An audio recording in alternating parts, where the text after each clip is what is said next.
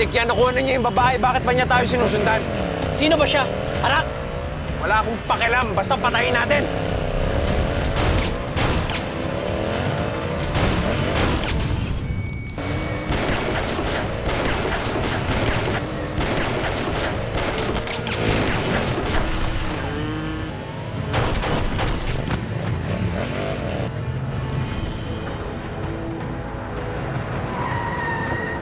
Akin yung malaki!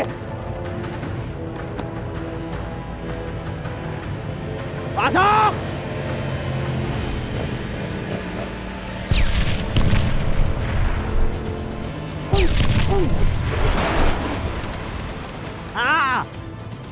Pero yung patayan! Kita tayo sa warehouse! Of course, I miss you too. Tsumechempo lang ako, William. Sana mo na, baka makahalit ang asawa.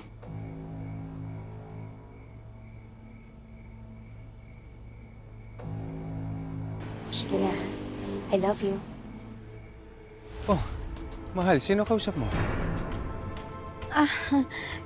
Wala yun sa charity. Kasi ang dami nga nagreklamo dahil alam mo na, mahal daw ang kuryente. Kaya planning siya na mag-launch ng project para makapagpakuryente ng libre. That's good. May charity ka pala. Halika na, pasok tayo doon. Pagluluto kita. Ha?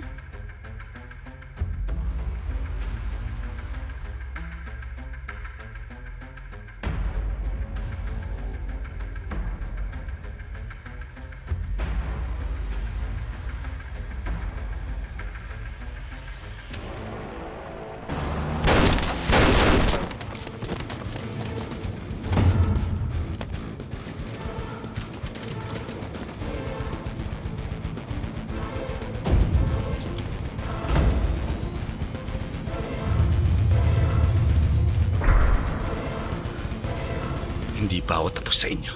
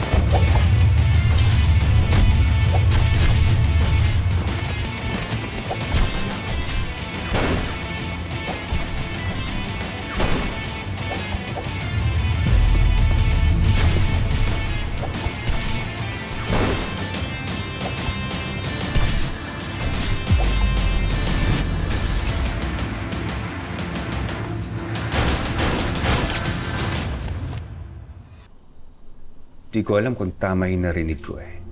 Pero, merong ka-I love you-han ng asawa ko sa telepono. Pero kilala mo ako, Romel. Hindi ako yung klaseng tao na bigla ka nalang huhusgan hanggang wala akong pruweba.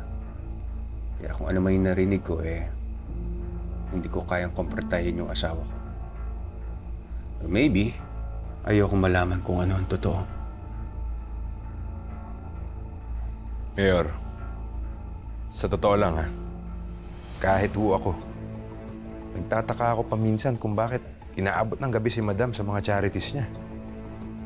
Pero kung gusto nyo, susundan ko si Madam. Para malaman natin kung talaga may tinatago talaga siya.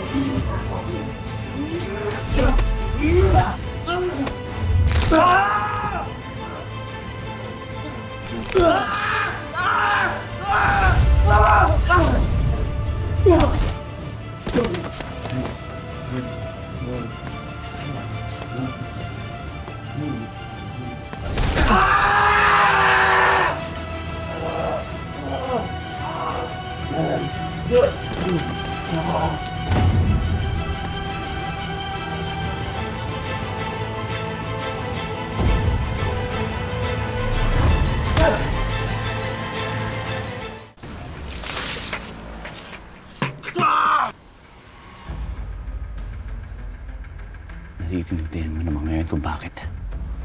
Di ba patay? Di ba patay ka na? Malas mo. Di ako madaling mamatay.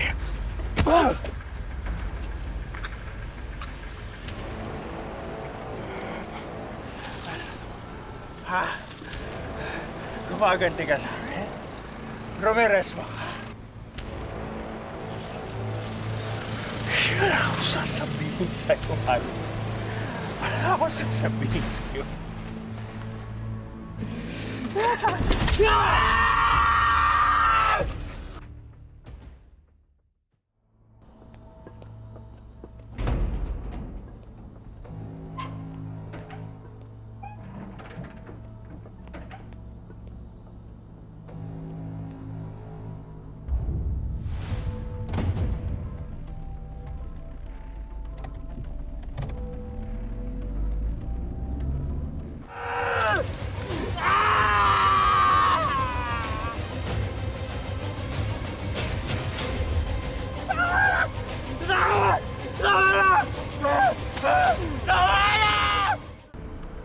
Ngayon pinagtataka ko, Mayor.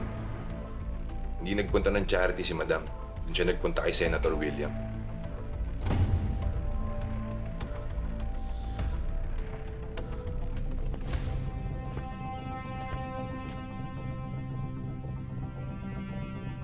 Bakit hindi niya sinabi sa akin?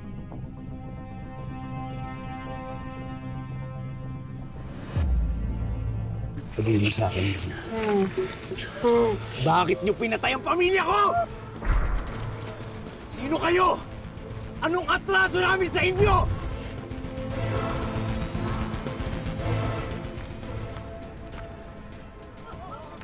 Hoy! Huwag nanakaw! Abangan ngayong Martes. Ano sabi mo? Anong nangyari kay Jasper? Lahat nanginginig pag nakikita. Maniningil na ng hustisya si Black Rider. Mata sa mata. Dugo sa dugo. Bayawak.